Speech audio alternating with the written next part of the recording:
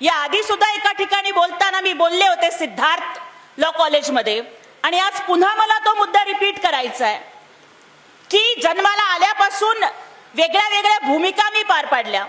कधी पत्रकार म्हणून, कधी निवेदिका म्हणून, कधी प्राध्यापिका म्हणून, कधी वक्ता म्हणून, कधी कुठल्या राजकीय पक्षाची प्रवक्ता म्हणून, आणि आज भीमाची लेक राज्यसभेची खासदार म्हणून संसदेमध्ये जातीये. पण जर मला कुणीही विचारलं की dad doctor Jyoti Waghmare what is your identity, तुमची ओळख काय, एका क्षणाचाही विचार न करता मी एवढंच म्हणेन की भीमराज की बेटी मैं जय भीम वाली हूं.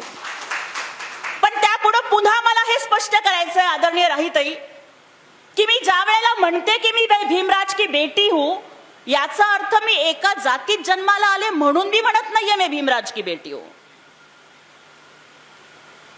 किंवा फक्त मागासवर्गीय घटकांच्या मध्ये जन्माला येणाऱ्या महिलांनीच म्हणावं का मी भीमराज की बेटी आहे, अजिबात नाही. बाईला माणूस म्हणून जगण्याचा अधिकार संविधानात दिला बाबासाहेबांनी, शिक्षणाचा अधिकार संविधानात दिला बाबासाहेबांनी.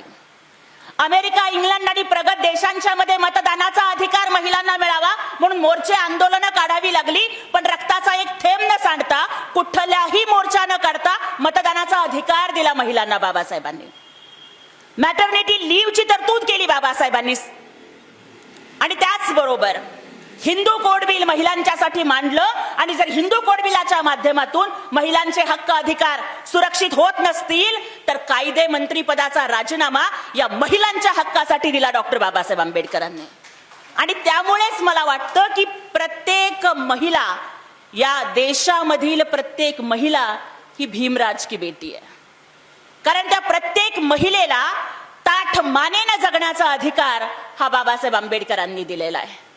आणि त्यामुळं आम्ही खरंच म्हटलं पाहिजे की थँक्स आंबेडकर.